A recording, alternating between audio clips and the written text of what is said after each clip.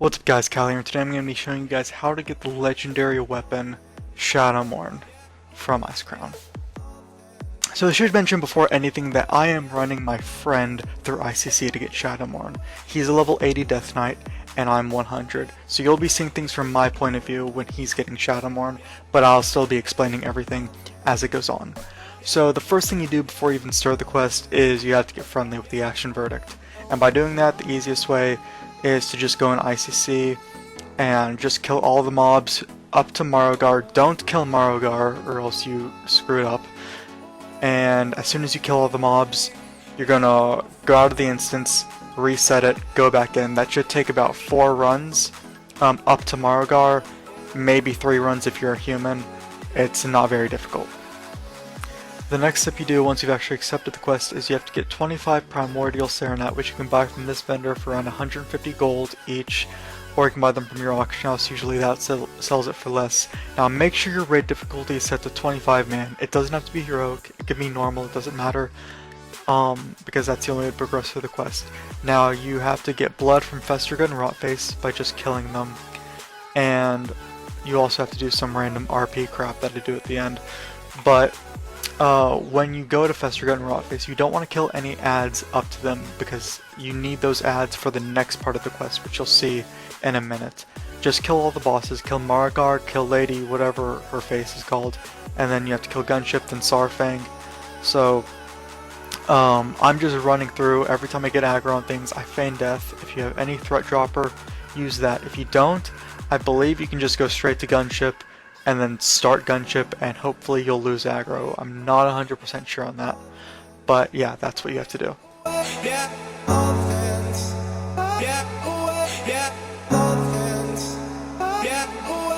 Up here, we're free, bound only by frozen memories.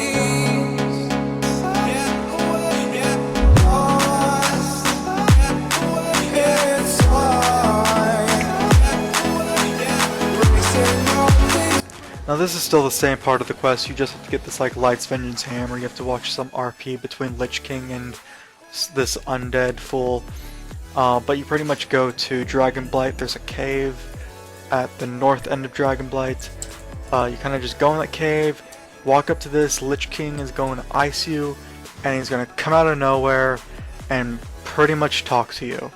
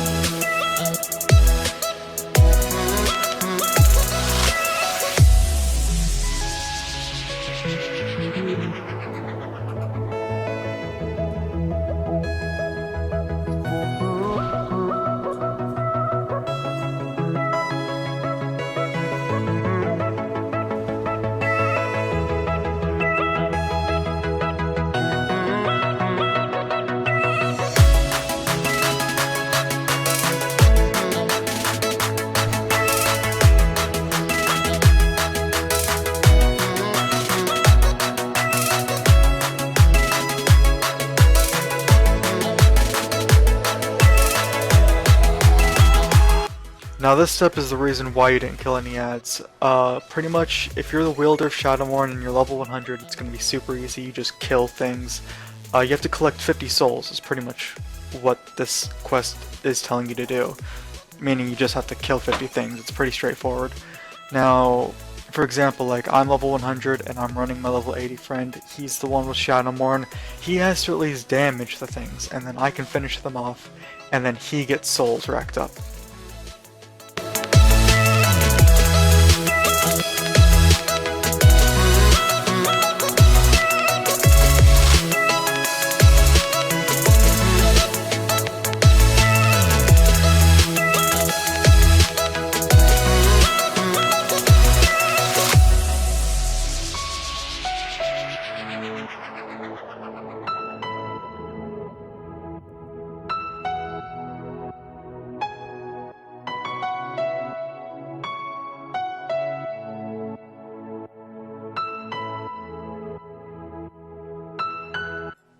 Alright guys, now we're on to the Unholy Infusion part of the quest.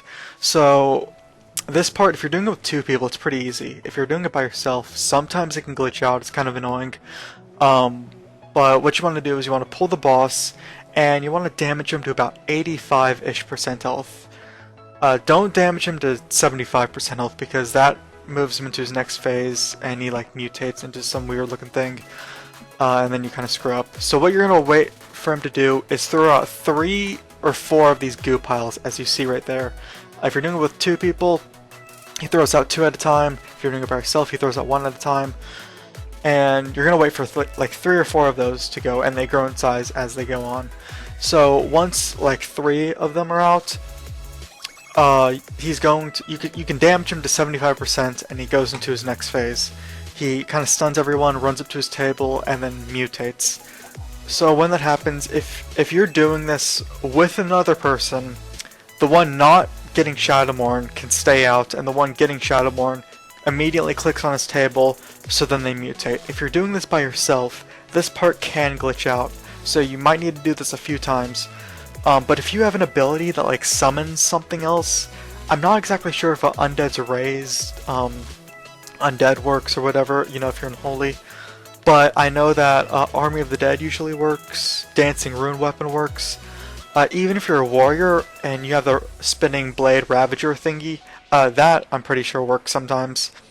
But you want to do that, and then you want to click on the table, because sometimes he will despawn and it's really annoying. But anyway, so as soon as he mutates and the person with Shadowmourne, make sure you have a Shadowmourne equipped, by the way.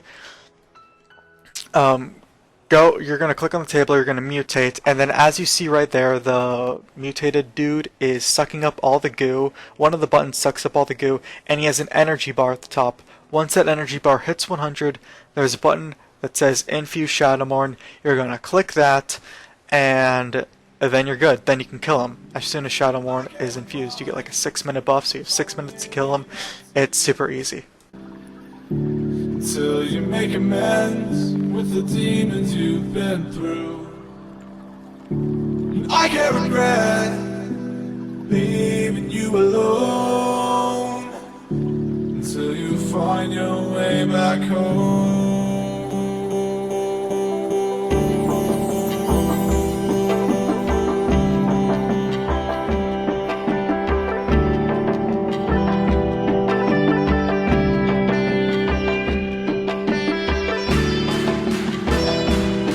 Now, this quest is by far the most difficult quest in this quest line. It's Blood Infusion. It's so difficult that I had to make a Photoshop representation of it just to make it that much easier. And then after this, I'll show you a sped up version of our encounter. But what has to happen in this quest is the person getting Shadowmourne has to bite 3 people. It's a mechanic that Blood Queen up here does. So, our comp, the more people you have, by the way, you can't do this by yourself. It's impossible to do by yourself. But the more people you have, the easier it is. So you can think of your own comps. We did a Holy Paladin, so he was our healer. We had a level 80 DK who was getting Shadowmourne, and we had 2 Warlocks here. So you can you can think of your own comps to make it easier. Like Shamans are really good for this too, because they can reincarnate and whatnot. But what we ended up doing was we had the second Warlock set his Voidwalker up beside Blood Queen. We have Blood Queen up here. This circle doesn't really mean anything, by the way. This is just, there's like a circle in the middle of her room, so I just put that there. This is where she stands, and then this is like the entrance area. So what we ended up doing, like I said, second Warlock, Warlock number 2, sets their Voidwalker up beside the boss. They don't pull the boss. Warlock number 1 doesn't have a minion out. Warlocks can easily kill themselves, by the way, which is why we use them, which that has to happen at a point in this fight. So we had the Death Knight run in.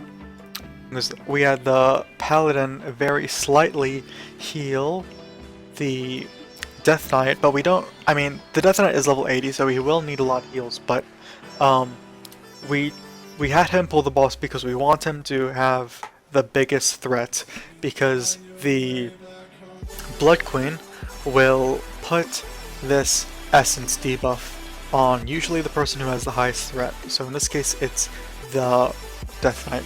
So the Death Knight has this essence debuff. It's a debuff that has a 1 minute duration, and it counts down, and once that debuff expires, this person has to bite someone or they become mind controlled. At no point in this fight should the Shadowmourne person become mind controlled, or let alone die. Shadowmourne person can't die at all. So Shadowmourne person has this debuff. As soon as he gets this debuff, the Voidwalker is going to taunt Blood Queen away. And then we had him kind of just run back here so he wouldn't get hurt, because if you're close to Blood Queen you do take damage. And all 4 of us, we kind of just chilled back here for a little bit. We had the Voidwalker tank Blood Queen. The Shadowmourne person had Essence debuff, and we had that debuff ended up ticking down to 0, and Shadowmourne person bit Warlock number 1. So we had one of these bad boys here. We had Shadowmourne person bite Warlock number 1. So Warlock number 1 now had the debuff, and now the 1 minute ticking down debuff and Shadowmourne person's, the Death Knight's debuff, reset back to 60 seconds.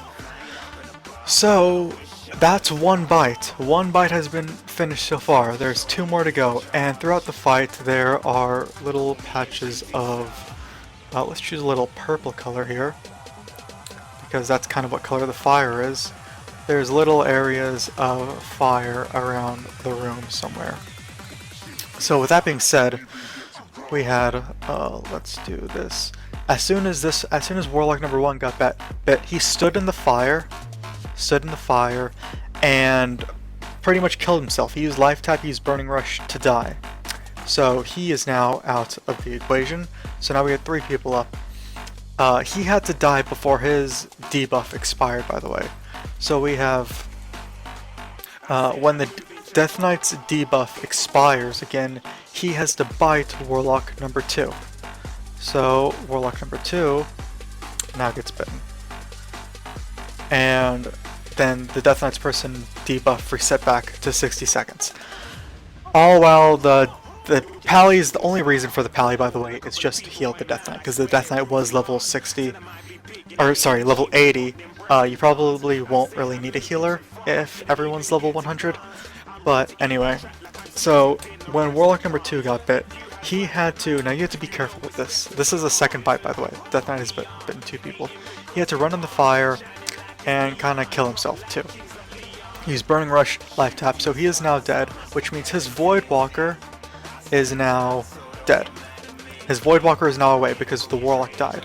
So this person is probably going to attack either the Death Knight or the Paladin, but the Death Knight has to immediately res Warlock number 2. So we have Warlock number 2. Where did you go, Warlock number 2? You are hidden behind the fire. Let's go ahead and delete this fire. It's not really needed. So we had Warlock number 2 res. Warlock number 2 had to immediately summon his Voidwalker up here, and then the Voidwalker had to taunt the boss back. And Warlock number 2 doesn't have the debuff anymore because he died. So Death Knight's debuff counts down to 60 again, counts down from 60, and he bites the Warlock for the 3rd time. The reason he didn't bite, the reason we didn't keep the Warlock dead and he didn't bite the paladin is because we need someone alive to kill the boss. And the Holy Pally can't really do all that much, and the level 80 Death Knight definitely can't kill him. So that's what we ended up doing. We had the Death Knight res the Warlock, and the Death Knight bit the Warlock for the third time. That is the third bite. At this point, you're ready to kill Blood Queen. Everybody just freaking goes, where is the freaking... Everyone attacks Samuhu, yeah, and he's dead. So a quick rundown of what happened is we had the Death Knight just kind of run in, pull the boss, get the bite debuff, he ran back, make sure the Void taunted, and we had the Pally, you know, the Pally's the healer, so he kind of had to run back here. And there's fire that's pretty much all over the place. We needed the Warlock to, you know, kind of run around back here, and yeah, then you get Shadowmourne, or you get Blood Infusion done.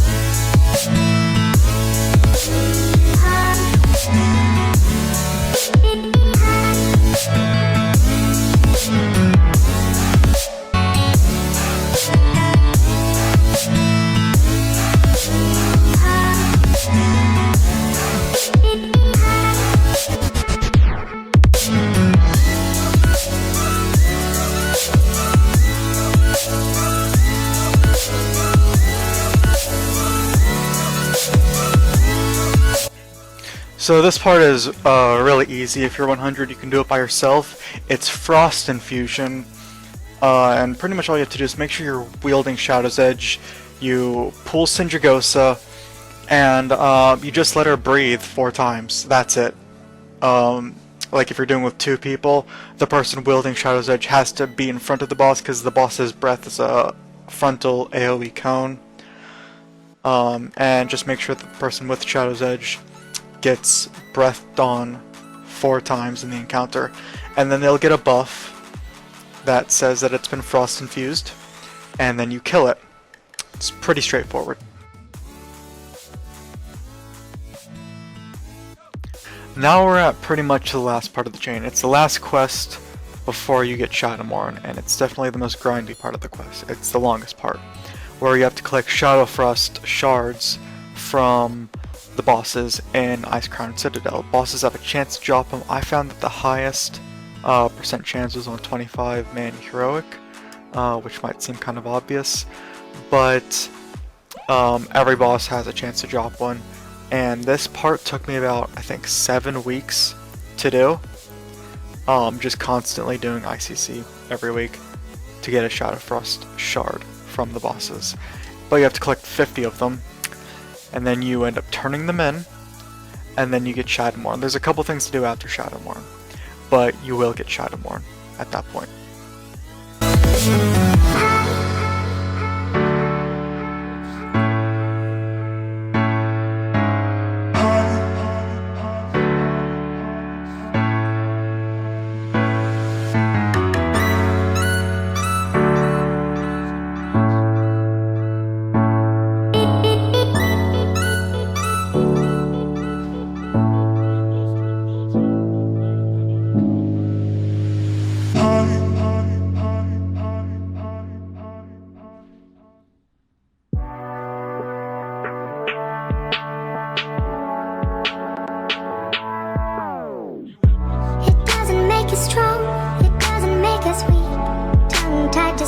like shy preteens. I could only breathe, live to believe I'm alone.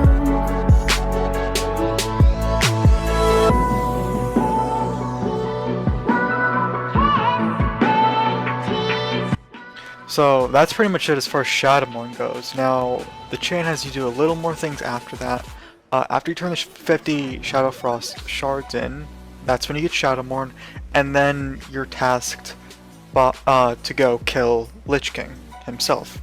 So you go kill Lich King, and then the Lich King will drop this thing called a sealed chest, which you then go back and turn in Icecrown. Now the sealed chest has a lot of goodies in it. It becomes an unsealed chest when you turn it in, and some of the things, or well, everything that it has in it is Arthas's Training Sword, Badge of the Silver Hand, Blood of Sylvanas, Jaina's Locket, and Alexandro's Soul Shard, which you turn all of those in as soon as you turn that quest in to kill Lich King, and you turn the sealed chest in. You'll turn around and you'll see a bunch of people will have new quests for you.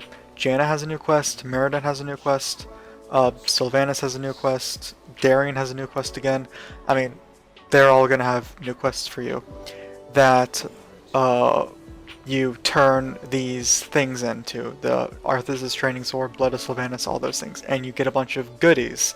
Arthas's Training Sword, you turn into Meriden, and you get Meriden's Favor, which is a toy that turns you into a dwarf, pretty much. Badge of the Silver Hand, you turn into turn that into one of them, I think Uther, yeah, and then you get Tabard of the Lightbringer. Now all these things, by the way, are bind on use or bind on equip, so you can't sell them on the auction house for a good amount of money if you want.